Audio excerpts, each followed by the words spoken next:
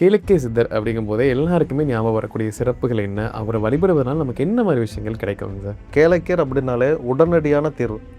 உங்களுக்கு என்ன வேணுனாலும் அவர் கொடுப்பார். கேன்சர் வியாதி குணமாயிருக்கு, மிகப்பெரிய கடன் பிரச்சனையிலேருந்து வெளியே வந்திருக்காங்க. சாதாரண மக்கள் இன்றைக்கி தொழில் தொடங்கி நல்ல தொழிலதிபர்கள் நிலையில் இருக்காங்க. ஒரு கூற்று ஒன்று இருக்கும், நீங்கள் கடவுளுங்கிறத நிரூபிக்கவே முடியாது. நீங்கள் பார்த்துருக்கீங்களா? உங்கள் ஃபேமிலியில் யாராவது பார்த்துருக்கீங்க? யாருமே இந்த உலகத்தில் பார்த்ததில்ல. ஆனால் கேளக்கியருக்கு மட்டும் இந்த விதி விலக்கு. இந்த கோயில் இருக்கிறதுனால தான் பிரம்ம முகூர்த்தத்தில் பல லட்சக்கணக்கான பக்தர்கள் இன்றைக்கி எந்திரிச்சிருக்காங்க. பிரம்ம முகூர்த்தத்தில் நீங்கள் எந்திரிக்கிற பழக்கம் இருந்துச்சுனாலே உங்களுக்கு டிசிப்ளின்ங்கிறது தானாக வந்துடும். இந்த நைட்டு கண்ணை முழிச்சிட்டு தேவையில்லாமல் ஃபோன் பார்த்துக்கிட்டு இருந்த நிறைய பேர் இன்றைக்கி இல்லை, நான் காலையில் நேரத்தில் எந்திரிக்கணும், நான் தூங்குறேன் அப்படின்னு சொல்லிட்டு சீக்கிரமாக ஷட் டவுன் பண்ண ஆரம்பிச்சிட்டாங்க. இப்படிங்கிறப்ப இவங்களுக்கு ஒரு லைஃப் சைக்கிள் வந்து ப்ராப்பராக செட் பண்ணி கொடுத்துட்டேன். கேளக்கிய சித்தரை முதல் தடவை எனக்கு காட்சி கொடுங்க நான் கேட்டப்போ வெள்ளை கலர் பட்டாம்பூச்சி வந்துச்சு. இப்போ பார்த்தீங்கன்னா யாருக்கெல்லாம் வெள்ளை கலர் பட்டாம்பூச்சி வந்துச்சோ அவன் வாழ்க்கையெல்லாம் உடனேயுமே மாறப்போகுதுன்னு அர்த்தம். யாருக்கெல்லாம் கரு வண்டு வந்துச்சோ இவங்க வாழ்க்கையில் இனிமேல் ஒரு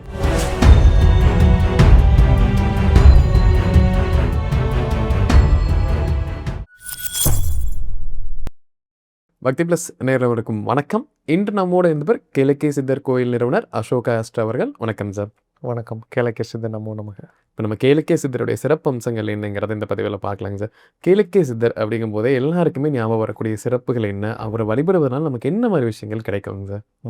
நம்ம கேளக்கியர் சித்தர் கோயிலுக்கு வரவங்க எல்லாருமே, நான் எல்லா கோவிலுக்கும் போய்கிட்டேன், என் வேண்டுதல் நிறைவேறலை, இங்கேயாவது கிடைக்குமான்னு தான் வந்திருக்கேன், இப்படி இந்த நிலைமையில் இருந்தவன் தான் நான். ஸோ என்னை ஃபாலோ பண்ணுறவங்களும் கிட்டத்தட்ட இதே கேட்டகரியில் தான் இருக்காங்க. நான் பார்த்தீங்கன்னா சூசைட் பண்ணுற நிலமையில் இருந்தேன். நான் கோயில் கட்டுறேன்னு சொன்னதே எனக்கு இந்த அளவுக்கு பிரச்சனை இருக்குது, யார் என்னை காப்பாற்றுறாங்களோ அப்படிங்கிற ஒரு ஹோப்பில் தான் வந்த கேளக்கியர்கிட்ட. இதே ஹோப்பில் தான் எல்லாருமே வராங்க. நான் சொல்கிறேன், இன்ஸ்டண்ட்டாக எனக்குள்ள மாற்றம் நடந்துச்சுன்னு. இப்போ நான் சொன்னதை எல்லா பக்தர்களும் சொல்கிறாங்க. கேளக்கியர் அப்படின்னாலே உடனடியான தீர்வு. உங்களுக்கு என்ன வேணுனாலும் அவர் கொடுப்பார். ஒருத்தங்க கேன்சர் வியாதி குணமாயிருக்கு, மிகப்பெரிய கடன் பிரச்சனையிலேருந்து வெளியே வந்திருக்காங்க. சாதாரண மக்கள் இன்றைக்கி தொழில் தொடங்கி நல்ல தொழிலதிபர்கள் நிலையில் இருக்காங்க. திருமணம் ஆகாமல் இருந்தவங்க 42 வயசில் கல்யாணம் ஆகி இப்போ நல்லபடியாக குழந்தையோடு இருக்கிறாங்க. குழந்தை பாக்கியமே இல்லாமல் இருக்கிறவங்களுக்கு நிறைய இந்த மாதிரி அடுக்கிட்டே போகலாம். ரெண்டாவது, ஒரு கூற்று ஒன்று இருக்கும், நீங்கள் கடவுளுங்கிறத நிரூபிக்கவே முடியாது. நீங்கள் பார்த்துருக்கீங்களா? உங்கள் ஃபேமிலியில் யாராவது பார்த்துருக்கீங்க? யாருமே இந்த உலகத்தில் பார்த்ததில்ல. ஆனால் கேளக்கியருக்கு மட்டும் இந்த விதி விலக்கு. சிசிடிவியில் ரெக்கார்ட் ஆகிருக்காரு, ஒளியின் ரூபமாகவே ரெக்கார்ட் ஆகிருக்காரு. அந்த ரெக்கார்ட் ஆனதை நம்ம ஃபேஸ்புக் பேஜில் போட்டிருக்கோம், நம்ம குரூப்பில் போட்டிருக்கோம். ரெண்டாவது, கடவுள்கிட்ட நீங்கள் முருகர்கிட்ட பேசியிருக்கீங்களா? இல்லை. யாராவது பேசுனாங்களா அப்படின்னா இல்லை. நான் பேசினதை நான் சொன்னேன். நான் சொன்னதை இன்றைக்கி லட்சக்கணக்கான பக்தர்கள் சொல்கிறாங்க, ஆமாம் கேளக்கியர்கிட்ட வந்து பேசினார், நான் பார்த்தேன். நான் பார்த்தது மட்டும் இல்லாமல் இன்றைக்கி லட்சக்கணக்கான பக்தர்கள் சொல்கிறாங்க, ஆமாம் கேளக்கியர் எனக்கு நான் பார்த்தேன் அப்படின்னாங்க. இன்னும் சில பேர் இப்போ உணர்ந்தேன் அப்படின்னு சொல்லுவாங்க, அவர் எனக்கு விபூதி வாசனை சந்தன வாசனைலாம் உணர்ந்தேன் அப்படின்னா. நிரூபிக்கப்பட்ட ஒரு கடவுள் கேளக்கியர். வழக்கமாக இந்த ஒரு மாய கூற்று ஒன்று இருக்கும், கடவுளுங்கிறவரை ஒரு கல்லை ஏன் கும்பிடுறீங்க, நீங்கள் கூப்பிட்டா கடவுள் வருவாரா, நீங்கள் பேசுகிறதெல்லாம் கேட்குமா, அந்த படையெல்லாம் ஏன் வைக்கிறீங்க இப்படின்னு கடவுள் மறுப்பாளர்கள்லாம் ஒரு சொல்லுவாங்க. என்ன படைச்சாலும் கடைசியாக நீங்கள் தானே சாப்பிட போகிறீங்க, அப்போ இதெல்லாம் உங்கள் சுயநலத்துக்காக தான் நீங்கள் உருவாக்குறீங்க. இங்கே அப்படி சொல்லவே முடியாது. ஏனென்றால் இங்கே பக்தர்கள் அனைவருமே கடவுளை உணர்ந்து, கடவுளை அவங்களோட பேசி, கடவுளை பார்த்து அதுக்கப்புறம் வரக்கூடிய ஒரு கூட்டம் தான் இந்த கேளக்கியருங்கிற கூட்டம். அதனால் எங்களுக்கு கடவுள் நம்பிக்கைங்கிறது அவர் எங்கள் அப்பா மாதிரி. எங்களுக்கு என்ன வேணுமோ நாங்கள் அவர்கிட்ட உரிமையோடு கேட்குறோம், அவர் எங்களுக்கு கொடுக்குறாரு. இந்த 1.5 வருஷத்தில் இவ்வளோ பெரிய ஒரு சாம்ராஜ்யத்தை ஒரு மனுஷனால் உருவாக்க முடியுமான்னு கேட்டால் இங்கேயே வெட்ட வெளிச்சம் ஆயிரும். இது ஒரு மனுஷனால் செய்யக்கூடிய காரியமே இல்லை. ஏன்னா போன மாதம் மே மாதம் 11ஆம் தேதி சித்ரா பௌர்ணமி அன்னைக்கு சின்னதாக ஒரு இடத்துல நாங்கள் கோவில் கட்டணும். இந்த வருடம் 2026 மே மாதம் 17ஆம் தேதி சொந்தமாகவே இடம் வாங்கி கோயில் கட்டி மிகப்பெரிய அளவுக்கு ஒரு பெரிய கோவில் கட்டியிருக்கோம். அதாவது ஒரே வருடத்துக்குள்ளாக 2 முறை கோவிலை கட்டி நாம் விழா நடத்தியிருக்கோம். நீங்கள் ஒரு கோவில் கட்டணுன்னு ப்ளூ பிரிண்ட் போட்டாலே உங்களுக்கு 6 மாதம் ஆகும். இந்த வளர்ச்சி எல்லாம் கிட்டத்தட்ட ஒரு 400 ஆண்டு கால வளர்ச்சி. இதை ஒரு வருடத்திற்குள் ஒரு தனி மனிதர் செய்ய முடியும் அப்படின்னா இதற்கு பின்னாடி கடவுளுங்கிற ஒரு உறுதுணை இல்லாமல் இது சாத்தியமே இல்லை. இங்கேயே தெரிஞ்சிடும் கேளக்கியருங்கிறவருக்கு சக்தி இருக்கா, முதல்ல கேளிக்கையர்னு ஒருத்தர் இருக்காரா?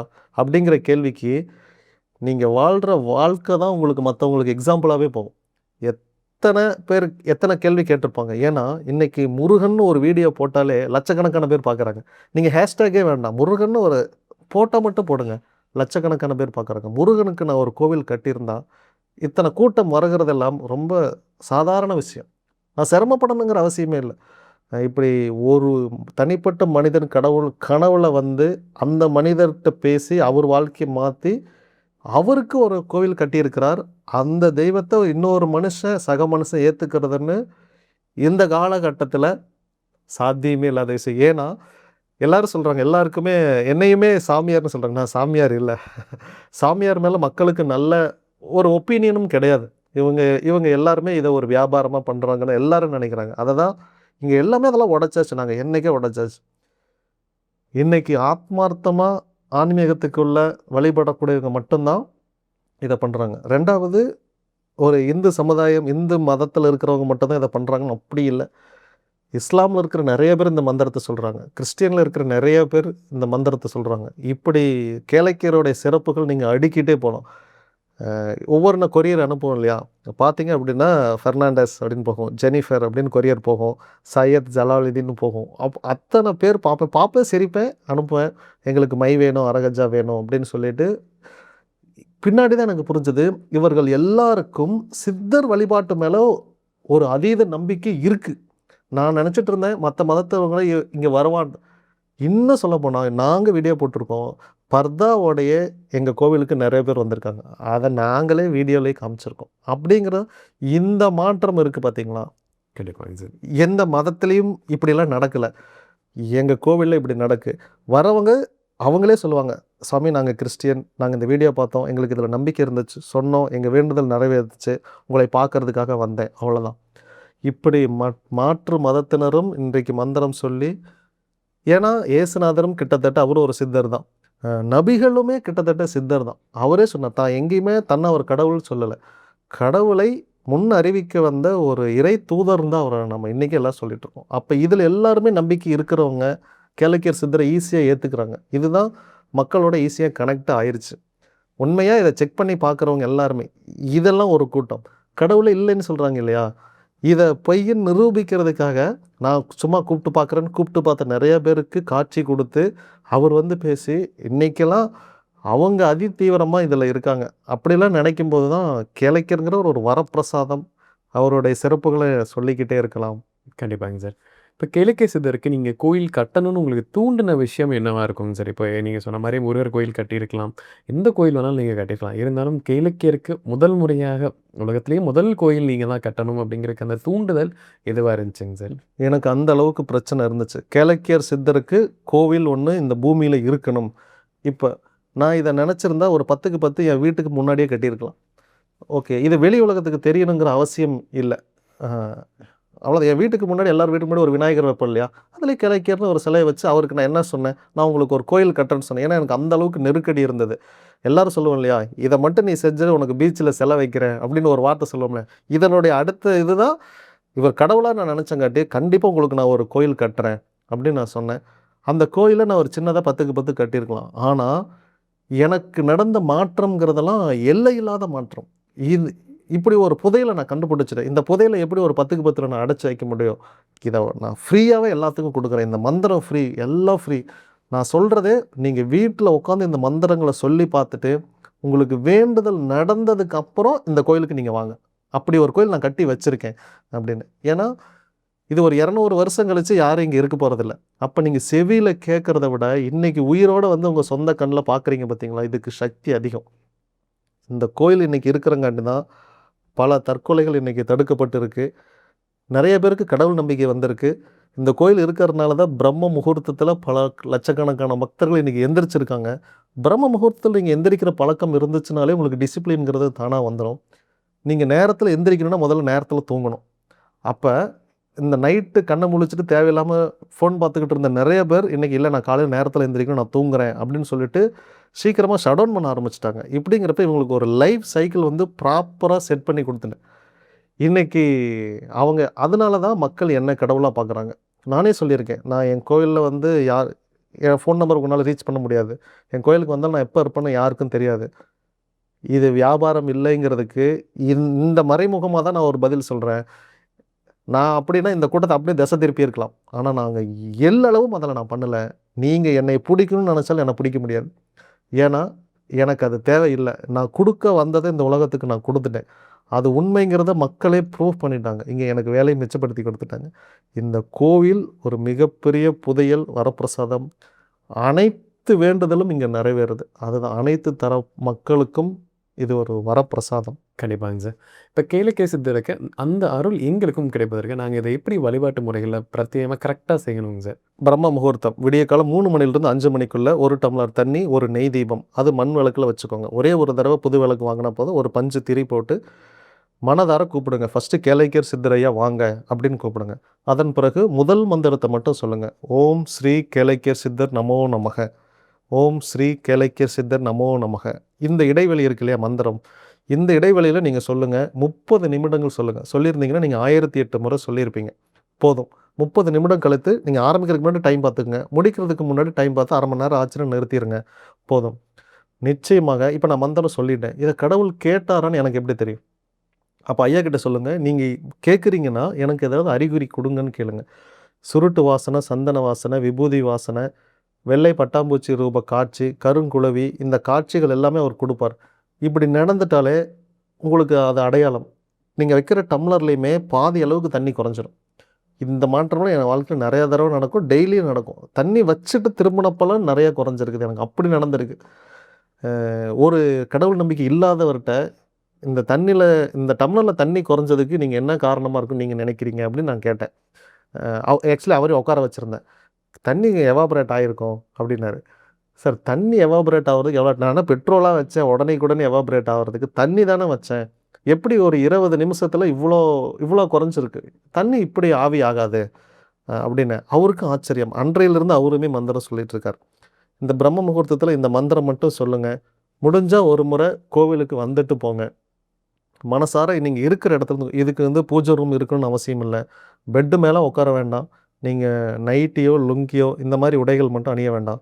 குளிக்க முடியும் அப்படின்னா குளிச்சுட்டு சுத்தபத்தமாக மந்திரம் சொல்லுங்கள். இந்த குளிக்கிறதுனால உங்களுக்கு ஏதாவது வியாதி இருக்குது அப்படின்னா குளிக்க வேண்டாம். நீங்கள் ரெஃப்ரெஷ்மெண்ட்டும் ஆகிட்டு இந்த மந்திரம் சொல்லுங்கள். கீழே உட்கார முடிஞ்சால் ப்ராப்பராக உட்காந்து சமணங்கால் போட்டு மந்திரம் சொல்லுங்கள். இல்லைன்னா சேரில் கூட உட்காந்துக்கோங்க. நீங்கள் சேரில் உட்காந்துட்டு தீபத்தை கீழே வச்சுட்டு கூட நீங்கள் மந்திரம் சொல்லலாம். இதில் எந்த தவறும் இல்லை. உங்களால் நேரத்தில் எந்திரிக்க முடியாது, உங்கள் உடல் அப்படி. நான் ஒரு 10 மணிக்கு மந்திரம் சொல்லலாமா அப்படின்னு கேட்டால் எஸ், 10 மணிக்கு நீங்கள் மந்திரம் சொல்லலாம். இப்போ 2 விஷயம். இந்த பிரம்ம முகூர்த்தத்தை விட்டுட்டா வேறு எனக்கு டைமிங் இல்லையா அப்படின்னு கேட்டால், மத்தியானம் நீங்கள் அபிஜித் முகூர்த்த நேரத்தில் சொல்லலாம். 11:45 12:15 வரைக்கும் இந்த இடைப்பட்ட நேரத்தில் சொல்லலாம். இப்போயும் உங்களால் சொல்ல முடியலையா, இரவு 11 மணி ஞாபகம் வச்சுக்கோங்க. அதுக்கு முந்தைய 1/4 மணி நேரம், பிந்தைய 1/4 மணி நேரம், 10:45 11:15 வரைக்கும் இந்த டைமில் எனக்கு மந்திரம் சொல்லுங்கள். இது எதுவுமே இந்த 3 டைமிங்கில் என்னால் செய்ய முடியாதுன்னா உங்களுக்கு கன்வீனியன்ட்டான டைமில் சொல்லுங்கள். இப்போ இங்கே ஒரு டவுட் வரும். ஒருவேளை இப்போ இந்த டைமிங்குள்ளே சொல்லலைன்னா என் வேண்டுதல் நிறைவேறாதானா? டைம் எடுத்துக்கும்.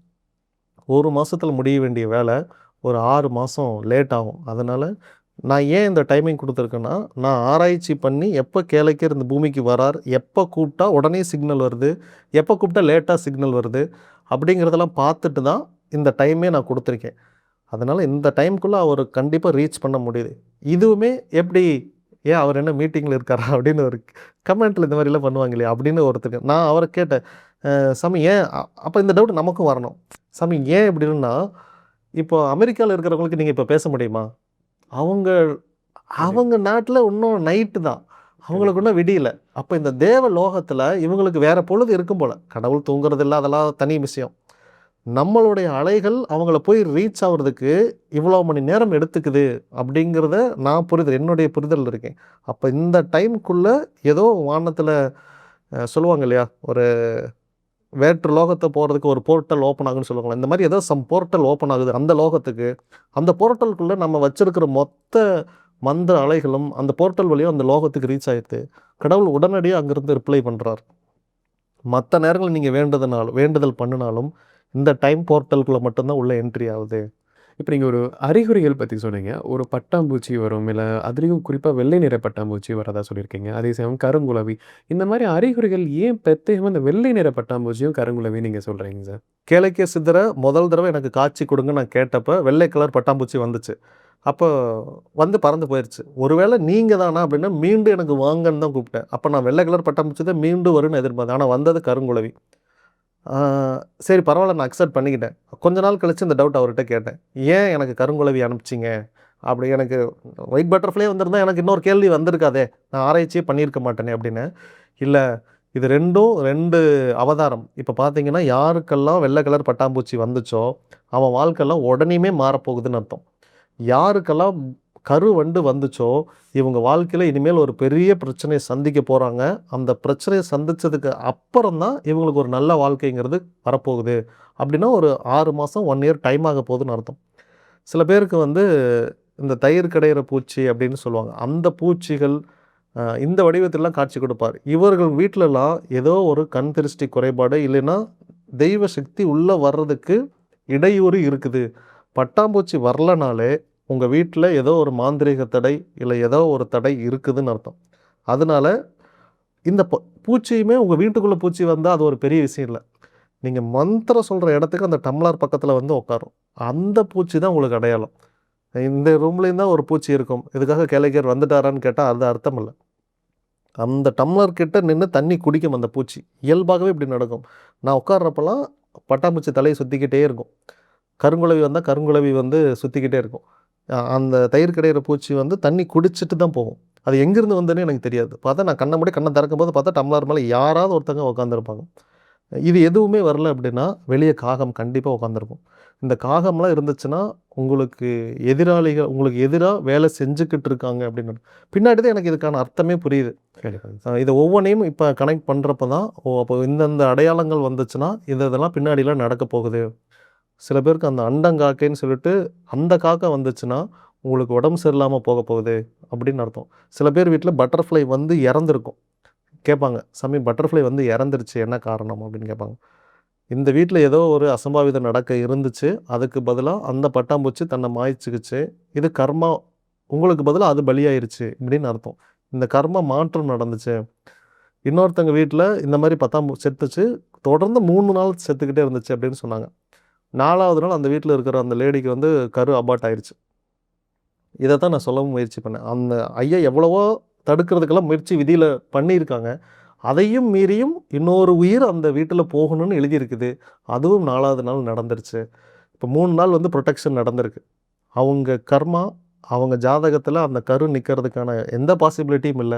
விதிப்படி இங்க நடந்துருச்சு. இப்ப நீண்ட நாளா வந்துட்டு பயிற்சி பண்ணி கூட, நம்ம அருள் வந்து எந்த ஒரு அறிகுறிகளுமே எனக்கு கிடைக்கல அப்படிங்கிறவங்க இருக்காங்க சார். அதாவது நீங்க சொன்ன முறைப்படி நான் ஃபாலோ பண்றேன். பட் எனக்கு காட்சி அளிப்பதே இல்ல அப்படிங்கிற சில பேர் இருக்காங்க. ஏன் குறிப்பிட்ட அளவு அந்த காட்சி அளிக்காம போறதுக்கான வாய்ப்பு ஏங்க சார்? இந்த சந்தேகம் கேளக்கியர் சித்தர் வழிபாட்டுல நான் கூப்பிட்டேன். எனக்கு அவர்கிட்ட இருந்து எந்த பதிலும் வரல. என்னவா இருக்கும் அப்படின்னா, உங்க உடல் இன்னும் சரியான ஃப்ரீக்வன்சிக்கு தயார் ஆகல அப்படின்னு அர்த்தம். ஏன்னா கடவுள்ங்கிறவர் எப்போதும் பேசிட்டு தான் இருக்கிறார். நமக்கு தான் இந்த காதுல இன்னும் கேட்கல. அ சரி ஓகே. வாசனை ரூபத்துல வந்திருக்கலாம். வாசனை ரூபத்திலயும் வரல. காட்சி கொடுத்து பட்டாம்பூச்சியே வந்திருக்கலாம். அப்படின்னா, இன்னமும் என்னுடைய வேண்டுதல் கடவுள்கிட்ட போய் எட்டல. ஏன்னா, என் உள்ள என்னமோ நான் நெனச்சுக்கிட்டு இருக்கேன். உங்க நினைவுகள் தான் மொத்தத்துக்கும் காரணம். இப்ப இந்த மந்திரம் சொன்னா எப்படி நல்லது நடக்குது அப்படின்னா, கீதையில சொன்னத நான் திரும்ப சொல்றேன். "நீங்க என்னவாக நினைக்கிறாயோ, அதுவாகவே ஆகிறாய்." இது உண்ம. இந்த மந்திரம் சொல்றதுக்கு முன்னாடி, அவரு வருவார்ன்னு மட்டும் நீங்க நம்புங்க. நிச்சயமா வந்து உங்க வாழ்க்கையில இது எல்லாமே நடந்துரும். வரமாட்டார்ன்னு எனக்கு தெரியும் அப்படின்னு உள்ள ஒரு 0.0% நீங்க இருந்தாலும், அவர் வரமாட்டார். ஆக்சுவலி அவரே பேசினாலும் உங்களுக்கு கேட்காது. நீங்க ஒண்ணே ஒண்ணு மாத்திக்கங்க. நாளைக்கு என்கிட்ட அவர் தெளிவா பேசப் போறார். நாளைக்கு நான் அவருடைய வார்த்தைகள கேட்கப் போறேன்னு மனசுல நெனச்சுக்கோங்க. அடுத்த நாள் நிச்சயமா கடவுள் இருக்காருன்னு அறிகுறி உங்களுக்கு தெரியும். நிச்சயமா உங்க வேண்டுதலும் நிறைவேறும். கண்டிப்பாங்க சார். இப்ப சில நபர்களுக்கு வந்துட்டு வேண்டுதல் நிறைவேறிருது. இருந்தாலுமே கேளிக்கை சித்தரோட அருள் கிடைக்கல. எனக்கு காட்சி அளிக்கல. எந்த ஒரு அறிகுறிகளுமே நடக்கல. ஆனா நான் வேண்டுறதெல்லாம் நடந்துகிட்டு இருக்கு அப்படின்னு சில பேர்த்துக்குமே இருக்கு. அது என்ன காரணமா இருக்குங்க சார்? ம். கேளக்கர் சித்தர் வழிபாட்டுல இந்த மாரி நெறைய கொஸ்டின்ஸ் இருக்கு. இதற்கு என்ன காரணம்? என் வேண்டுதல்லாம் நடக்குது. ஆனா அவரு எனக்கு காட்சி குடுக்கல. கடவுள் கேளக்கர் சித்தர் உங்களுக்கு எப்ப காட்சி குடுக்கணும்னு அவர் தீர்மானம் பண்ணி வச்சுருப்பார். அந்த பொழுதில் தான் உங்களுக்கு கொடுப்பார். உங்களை கொஞ்சம் காத்திருக்க பழக்கப்படுத்துறார், அவ்வளோதான். நீங்கள் காத்திருந்தீங்க அப்படின்னா, நீங்கள் அவரை பார்க்கணுன்னு ஈகராக நீங்கள் ஒன்றும் மனசால நினைக்கல அப்படின்னு தான் அர்த்தம். நீங்கள் அவரை பார்க்கணுன்னு நினச்சிங்க அப்படின்னா, அவரை முடிச்சு கொடுத்துருவார். ஒருவேளை உங்கள் வீட்டில் ஏதாவது தடையாக இருக்கலாம். நீங்கள் என்ன பிரச்சனையில் இருக்கீங்கன்னு அவர் புரிஞ்சுக்கிட்டாரு. உங்கள் பிரச்சனையை தீர்த்துட்டாரு. பட் அவர் உள்ளே வர்றதுக்கு உங்கள் வீடு தயாராக இல்லை. இப்போ நான் உங்கள்கிட்ட சாப்பிடலான்னு சொல்கிறேன். இப்போ இங்கேயே சாப்பிடலாமான்னு கேட்குறேன். நீங்கள் என்ன பண்ணுவீங்கன்னா, இந்த இடத்துல எங்கே க்ளீனாக இருக்கோ அங்கே போய் தான் நம்ம 2 பேரும் உட்காந்து சாப்பிடுவோம். இங்கே உட்காந்து சாப்பிட மாட்டோம். அப்போ முதல்ல நம்ம ஒரு தேடல் பார்த்த மாட்டோம், எங்கே சுத்தமாக இருக்குன்னு. இதைத்தான் கடவுளும் பண்ணுவாங்க. அப்போ அவங்க பார்த்து அவங்க உங்கள் வீட்டுக்குள்ளே வர்றதுக்கு ஏதோ தடையாக இருக்குது. உங்கள் வீட்டுக்குள்ளே வரல. எந்த அறிகுறியும் அனுப்பவும் முடியல. அப்போ அங்கே ஏதோ ஒரு நெட்வொர்க்கே ஜாமர் வச்ச மாதிரி இருக்குது. இப்போ இந்த ஜாமர் மட்டும் எதுன்னு பார்த்து கண்டுபிடிச்சி வெளியே எடுத்துட்டோம்னா, கடவுளுடைய சிக்னல் உங்களுக்கு உள்ளே வர ஆரம்பிச்சிடும். இப்போ அடுத்தபடியாங்க சார், இப்போ நம்ம கிழக்கிற்கு நீங்க ஒரு கோயில் கட்டியிருக்கீங்க. அந்த கோயிலுடைய நிலை முழுமையா முடிஞ்சதாவும் சொல்றீங்க. ஸோ இப்போ அந்த கோயிலுக்கு நான் வரணும் அப்படின்னா, எப்படி இடம் எங்க இருக்குங்க சார்? அதே மாரி பூஜை கால டைமிங்ஸோ, இல்ல இந்த நேரத்தில வந்து இந்த பூஜைகள் நடக்கும். ஸோ அந்த மாரியான விஷயங்கள பத்தி சொல்லுங்க சார். நம்மளுடைய கேளக்கியர் சித்தர் கோயில் ஈரோடு மாவட்டம், அந்தியூர் வட்டம், வெள்ளித்திருப்பூருக்கும் பக்கத்தில் விராலி காட்டூருங்கிற பஸ் ஸ்டாப்பில் அமைஞ்சிருக்கு. கடந்த மே மாதம் 17ஆம் தேதி மகா கும்பாபிஷேகம் விழா நடத்தியிருக்கோம். கோவில் முழுமையாக பரிபூர்ணமாக கட்டப்பட்டு விட்டது. அதுக்கு தான் கும்பாபிஷேகம் மேலே ஒரு கலசமாக வச்சுருக்கோம். இந்த கலசமே நான் பிரமிடு டைப்பில் கட்டியிருக்கேன். உள்ளே நம்ம காப்பர் ராடு கொடுத்துருக்கோம். இன்றைக்கி தான் இந்த காப்பர் ராடுக்குள்ளே உட்காந்து மந்திரம் சொன்னால் அந்த அலைகள் அதெல்லாம் இன்றைக்கி கண்டுபிடிக்கிறாங்க. நான் கோயில் கட்டும்போதே 1 வருடத்துக்கு முன்பாக கன்ஸ்ட்ரக்ஷனே உள்ளே வச்சு பிரமிடு டைப்பில் அதை உருவாக்கியிருக்கேன். அதனால தான் இங்கே சக்தி அலைகள் இந்த அளவுக்கு இருக்குது. நீங்கள் கூகுள் மேப்பில் கேளக்கியர் சித்தர் தேவஸ்தானம்னு போட்டிங்கனாலே உங்களுக்கு லொக்கேஷன் காட்டும்.